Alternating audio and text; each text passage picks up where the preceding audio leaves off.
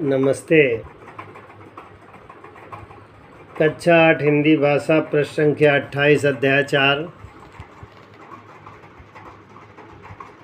शब्द विचार।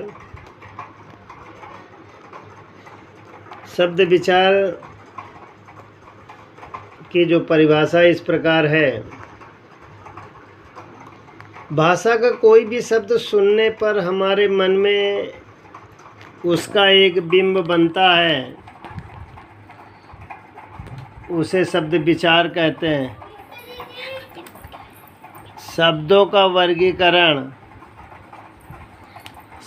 वर्गीकरण 4 आधार पर किया जाता है। नंबर 1, उद्गम या स्रोत के आधार पर। उद्गम या स्रोत के आधार पर 4 प्रकार के हैं: तत्सम,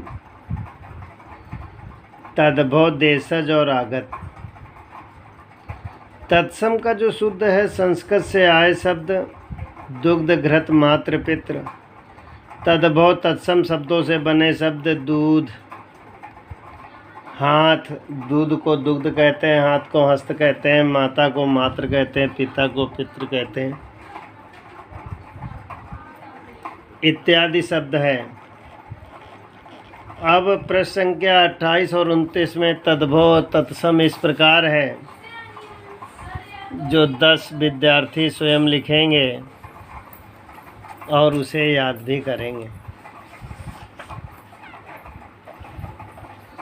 देशज शब्दों में स्थानीय बोलियों के शब्द आते हैं, जैसे पगड़ी, लाठी, झाड़ू, झुग्गी, लतपत। रचना के आधार पर भी आते हैं। रचना के आधार पर शब्द के 2 प्रकार होते हैं: मूल, व्युत्पन्न। मूल शब्द परंपरा से किसी अर्थ के लिए बंधे होते हैं, इन्हें टुकड़ों में तोड़े तो कोई नहीं रहता, बल जैसे। व्युत्पन्न शब्द मूल शब्दों में विसर्ग प्रत्यय जोड़कर बनते हैं। व्युत्पन्न शब्दों के भेद, कहीं कहीं व्युत्पन्न शब्दों के 2 भेद होते हैं।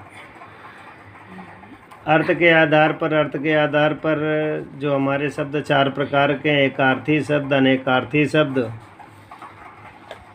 समानार्थी शब्द, विपरीतार्थक शब्द, वाक्यांश के लिए एक शब्द और श्रुतिसम शब्द। एकार्थी शब्द की परिभाषा इस प्रकार है: एक ही अर्थ के लिए रूढ़ शब्द एकार्थी कहलाता है, जैसे घोड़ा, पुस्तक, घर, दही आदि। अनेकार्थी शब्द में अंबर, कपड़ा, आकाश, कर का टैक्स, सूंड, किरण और पत्र का चिट्ठी, पत्ता। समानार्थी की परिभाषा इस प्रकार है: समानार्थी शब्द लगभग समान अर्थ देने वाले, जैसे आग, अनल, अग्नि। इसे पर्यायवाची भी कहते हैं। विपरीतार्थी शब्द इस प्रकार है: विलोम, परस्पर उल्टा देने वाले शब्द, जैसे सुख का दुख, कैंची का, ऊंच का नीच, आशा का निराशा। अगला जो हेडिंग है, वाक्यांश के लिए एक शब्द है। भाषा को प्रभावी बनाने के लिए अनेक शब्दों के स्थान पर एक शब्द प्रयोग किए जाते हैं। उसे अनुचित बात के अगली, आग्रह, दुराग्रह, आँख की बीमारी, दृष्टि दोष इत्यादि। जो अंतिम चरण की परिभाषा है, श्रुति सम भिन्नार्थक, सुनने में समान पर अर्थ में अंतर वाले शब्द। अवधि, जैसे समय और सीमा, अवधि भाषा का नाम।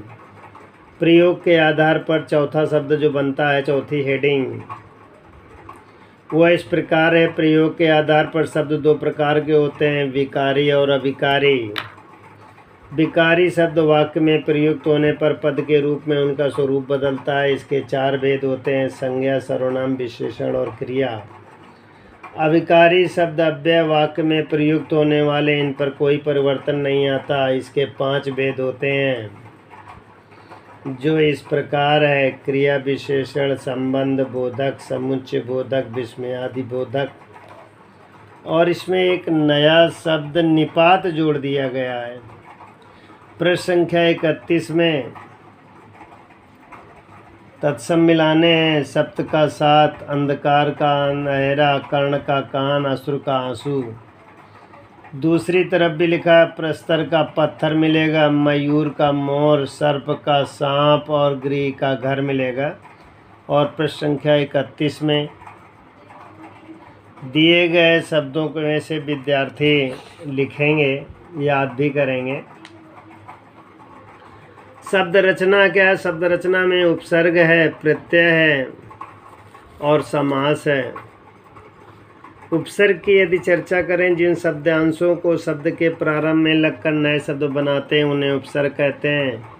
उपसर्गों के प्रकार ये 3 प्रकार के होते हैं। पृष्ठ संख्या 32 और 33 में विद्यार्थी 6 उपसर्ग लिखें।